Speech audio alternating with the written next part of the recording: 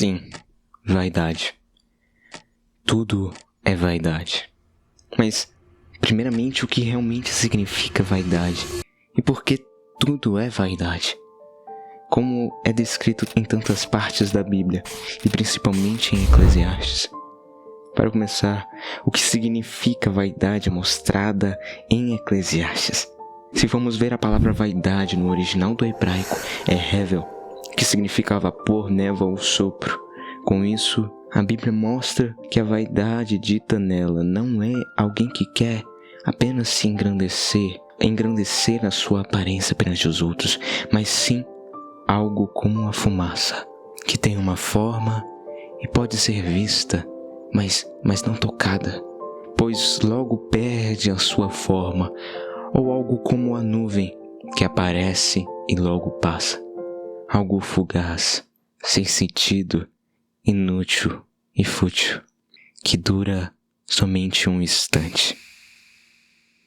Tá, mas por que tudo é vaidade? Algo interessante é dito em Eclesiastes, porque o mesmo que acontece com os filhos dos homens, acontece com os animais. Como morre um, assim morre o outro. Todos têm o mesmo fôlego de vida, e o ser humano não tem nenhuma vantagem sobre os animais, porque tudo é vaidade. Todos vão para o mesmo lugar, e todos procedem do pó, e ao pó voltarão. É exatamente isso que está escrito. Todos têm o mesmo fôlego de vida. O ser humano não tem nenhuma vantagem sobre os animais, porque tudo é vaidade. Todos vão para o mesmo lugar, todos procedem do pó e ao pó voltarão. Não há nada nesta terra que possa nos livrar deste fim, tanto que teremos o mesmo fim de um animal qualquer que não tem sentido em sua própria vida. Mas Arthur, meu objetivo é ser rico e viver da melhor maneira. Salmos nos diz algo impagável. Não fique receoso quando alguém se enriquece e aumenta o luxo da sua casa, pois nada levará consigo quando morrer. Não descerá com ele o seu esplendor, embora em vida ele se parabenize, todos o elogiam, pois você está prosperando. Ele se juntará aos seus antepassados, que nunca mais verão a luz. O homem, mesmo que muito importante, não tem entendimento. É como os animais que perecem. Todas as suas riquezas não adiantarão de nada quando você morrer. Não mudarão o seu destino e não te farão mais importante quando perante Deus você estiver para ser julgado por suas ações. Mas Arthur, eu quero ser famoso, eu quero que depois que eu morrer se lembrem de mim e a minha memória fique eterna nesta terra. Ser mais famoso talvez mude o número de pessoas no seu funeral, mas você continuará estando morto do mesmo jeito. E do que te adiantou tanta essa fama? Por acaso o seu pecado será menor quando você perante Deus estiver para ser julgado por suas ações? Acaso ele dirá, você é muito famoso, né? Então eu irei pegar mais leve com você, porque você é o bambambam mesmo. É claro que não. Tudo é vaidade. O livro da vida foi aberto e todos foram julgados com justiça de acordo com suas obras. Tarto, então qual é o sentido de tudo isso? Por que eu existo? Isso foi a pergunta de muitos filósofos, tanto nos tempos antigos e tanto hoje, e de pessoas que queriam encontrar o sentido da vida. Entretanto, elas procuraram na vaidade o sentido das suas vidas, mas encontraram apenas ilusão. Em Atos é apresentado essa resposta. De um só fez toda a raça humana, para que habitasse sobre toda a superfície da terra, determinando-lhes os tempos previamente estabelecidos e os territórios da sua habitação, para que buscassem a Deus e mesmo tateando pudessem encontrá-lo, e de fato não está longe de cada um de nós. Pois nele vivemos, nos movemos e existimos, como também alguns dos vossos poetas disseram. Pois dele também somos geração.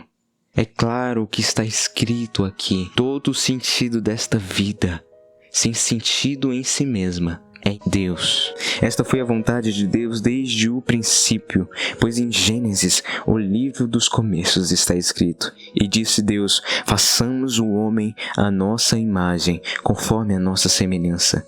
E Deus criou o homem à sua imagem, a imagem de Deus o criou, homem e mulher os criou. Por ele fomos criados, por ele nós vivemos. Pois se a água disser ao peixe, não saia de mim, senão você morrerá. E mesmo assim o peixe sair e for para a terra, depois de um tempo ele, assim como a água disse, morrerá. E acaso a água tem alguma dependência emocional ou é fanática pela presença do peixe por dizer isso? Exatamente que não. E sim porque a água sabe que o peixe não pode viver sem ela. Da mesma forma, se a terra dissesse à árvore, não saia de mim, senão você morrerá. Mas desobedecendo a árvore sai do mesmo jeito, logo se seca e morre. Será que a terra é má ou tem alguma dependência emocional, assim como a água, só que na árvore? Também não. E sim porque a terra sabe que a árvore não pode viver sem ela. Do mesmo jeito somos nós. Pois quando Deus foi criar a árvore, Ele disse à terra, produza. E quando Ele foi criar os peixes, Ele disse à água, produza. Mas quando Ele foi nos criar, Ele disse a si mesmo, façamos o homem. Deus é a nossa essência, Deus é o sentido, sem Ele nós não podemos viver. Tarto, mas o que isso tem a ver com vaidade? Pois a vaidade é a realidade da ilusão da vida, mas Deus o sentido da vida. Mas nós nos desviamos deste sentido. Pecamos desobedecendo tudo aquilo que Deus disse e continuamos a fazer as mesmas coisas e continuamos a pecar. E a dívida do nosso pecado é eterna, pois pecamos contra o Eterno. E o pecado nos afasta de Deus eternamente, fazendo que estejamos longe do verdadeiro sentido de tudo. E a Bíblia deixa claro que teremos que pagar eternamente no inferno nossa dívida. E lá haverá choro e ranger de dentes. Nos afastamos da realidade e nos apegamos à vaidade. Nos afastamos de Deus e nos apegamos eternamente ao inferno. E como nos livraríamos desta dívida eterna, dessa morte eterna, se não há nada e ninguém nesta terra, santo nem eterno, que possa pagar essa dívida? E só alguém eterno, e só alguém que nunca pecou poderia pagar, pois um humano comum não poderia pagar o pecado da humanidade, porque ele, como todos os humanos, também pecou e nasceu da linhagem de pecado de Adão, como está escrito lá em Romanos. E mesmo que ele tivesse pecado apenas uma vez em sua vida, ele também teria uma dívida eterna e não poderia pagar, pois não é eterno, tem um começo e um fim, logo não seria capaz de pagar a dívida eterna do pecado, visto que também a tem. O animal também não poderia pagar ao morrer por toda a humanidade, mesmo que ele nunca tenha pecado, pois só faz aquilo que Deus o criou para fazer. Ele não seria capaz, porque não é eterno para pagar a dívida eterna. O animal poderia morrer por um pecado isolado, como mostrado no Antigo Testamento, que era feito o sacrifício por expiação dos pecados, mas apenas por um pecado isolado. Mas não adiantaria de nada, pois um animal não poderia tirar a essência do pecado que está dentro do ser humano, e muito menos da humanidade inteira. E um animal é somente fugaz e criado como qualquer outra criação. Nem mesmo um anjo poderia pagar a dívida da morte eterna do pecado, pois pode até ser santo, mas ele não é eterno. Ele pode viver eternamente, mas ele em si mesmo não é eterno. Ele teve um princípio. Ele teve um princípio de criação em que Deus o criou. Ele tem uma data de nascimento, ele tem uma idade. Ele não é eterno. Assim, ele não poderia pagar pela dívida em nosso lugar. Ele não poderia morrer a morte eterna, como está escrito em Romanos 6, no versículo 33, pois a dívida do pecado, o salário do pecado é a morte. Então, nenhum homem, nenhum animal, nenhum anjo poderia pagar pela dívida em nosso lugar, pois eles não são eternos. Sendo assim, o único ser que poderia morrer e tomar a dívida eterna é alguém que não tem princípio e nem fim, que é o primeiro e o último. Logo, usando a lógica, a única pessoa que tem essas características é o próprio Deus. Então, sendo Deus o único que poderia tomar a culpa em nosso lugar, ele teria que se tornar um humano para morrer a morte eterna em nosso lugar.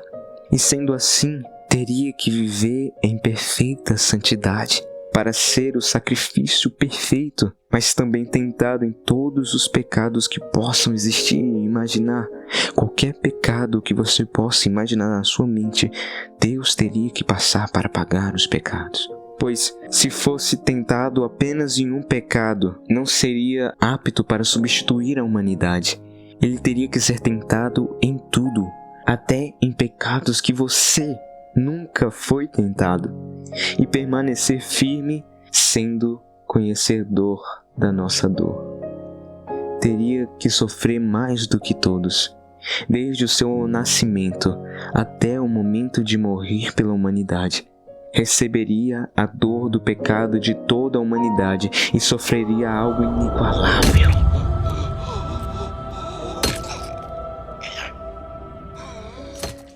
Tanto na sua carne quanto no seu espírito, pois no momento em que fosse receber o pecado da humanidade, seria separado de Deus, ou logo, separado dele mesmo, da sua essência, pois o pecado é o que nos afasta de Deus. Logo, ele seria separado para que nós fôssemos juntados a Deus. Ele sentiria a dor da separação eterna, pois receberia a essência do pecado em si mesmo, estando ele então com o pecado em si, toda a ira de Deus, todo o juízo, toda a raiva e ódio que Deus tem do pecado seria jogado nele, a ponto de morrer por tamanha ira contra o pecado, sofrendo e sentindo na pele a ira de Deus. Nas tuas mãos eu entrego meu espírito. Morrendo a pior morte possível. Assim, ele nos substituiria na morte, e o nosso pecado, a nossa carnalidade, morreria juntamente com ele. O nosso velho eu morreria com ele. Mas não poderia acabar por aí, pois apenas o velho homem morreu e nada novo teria renascido. A essência que perdemos pelo pecado não teria voltado. A essência que perdemos no jardim do Éden por pecarmos contra Deus não voltaria. Sendo assim, ele teria que nos substituir também na ressurreição, no novo eu. Depois de ter morrido, teria que ressuscitar, mostrando seu poder contra a morte eterna e contra o próprio pecado, fazendo que ressuscitássemos junto com ele, vencendo todo o poder que o pecado poderia ter antes sobre nós. Nosso velho eu morreria juntamente com ele, e o novo eu ressuscitaria juntamente com ele. E se Deus fizesse isso, nós não viveríamos mais nós mesmos, mas ele viveria em nós. Vivendo no novo eu, longe do pecado, voltaremos à essência que havíamos perdido, à imagem e à semelhança de Deus, ao plano que ele sempre teve para nós. Nosso eu velho morreria, e eis que tudo se faria novo, e viveríamos segundo a vontade dele, pois o pecado não teria mais poder sobre nós. Estaríamos livres da morte eterna por causa de Deus, e nos achegaríamos à vida eterna. Conseguimos compreender o que precisamos para sermos libertos do inferno e da condenação de estar no inferno eternamente. Mas por que Deus faria isso?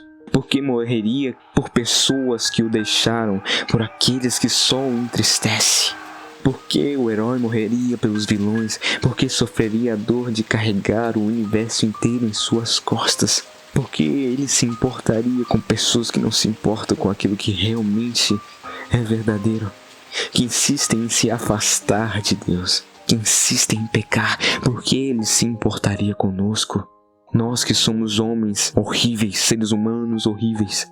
Pela razão? Não, pois racionalmente não o faria. O mais sensato seria jogar toda a humanidade no inferno e deixá-la extinguir-se pelo pecado. Deixar que a vida continuasse e todos os humanos continuassem a pecar do mesmo jeito. Assim todos iriam para o inferno, sofrendo aquilo que realmente merecem.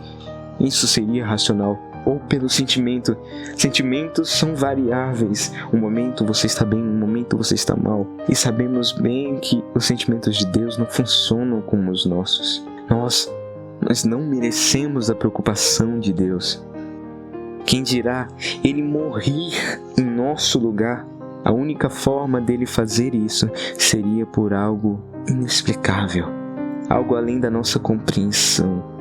Algo como o amor. Além da nossa realidade, o amor que é paciente, o amor que é benigno, não é invejoso, não se vangloria, não se orgulha, não se porta com indecência, não busca os próprios interesses, não se enfurece, não guarda ressentimento do mal, não se agrada com a injustiça, mas congratula-se, ele se agrada com a verdade, tudo sofre, tudo crê, tudo espera, tudo suporta.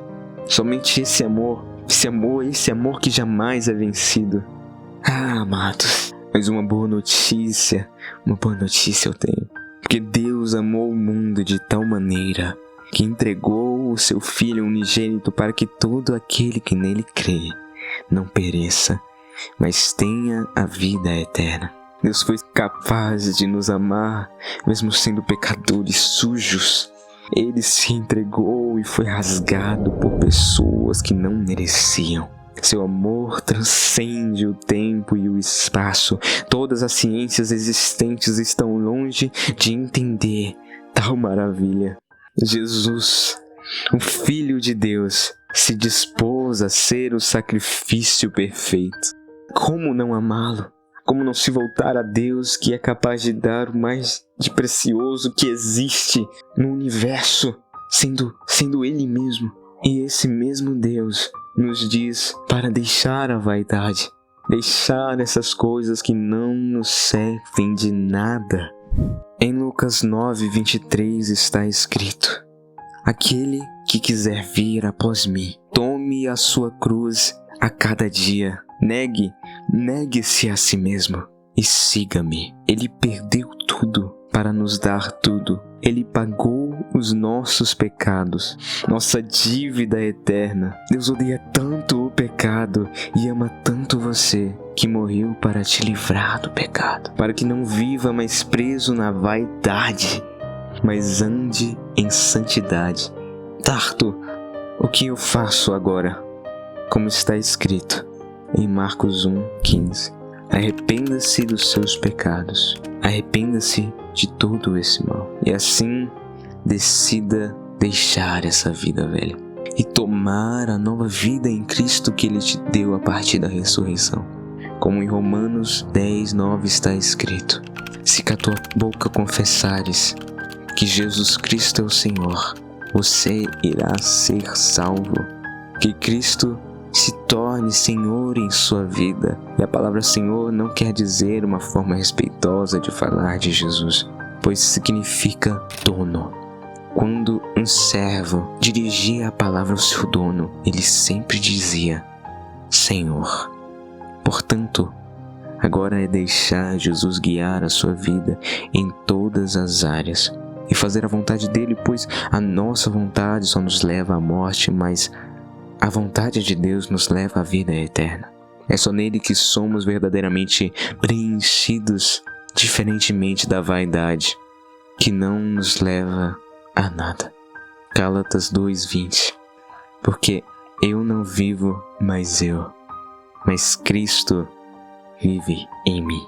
Arrependa-se e diga: Jesus, eu creio que Tu és o Filho de Deus que se entregou por mim e ressuscitou. Eu Te recebo como meu Senhor e deixo toda essa vaidade e pecado. Peço-Te que me guie neste caminho e que Tu venhas me preencher. Em Teu nome eu digo, em nome de Jesus, amém. Busque conhecer a palavra. Não seja levado a qualquer coisa que você ouve. Ouça a verdade. Busque fatos, mas não se ensoberbeça. Ore, jejue, e cada vez mais você vai conhecer esse Deus maravilhoso que nos amou de forma inexplicável. Que Deus te abençoe.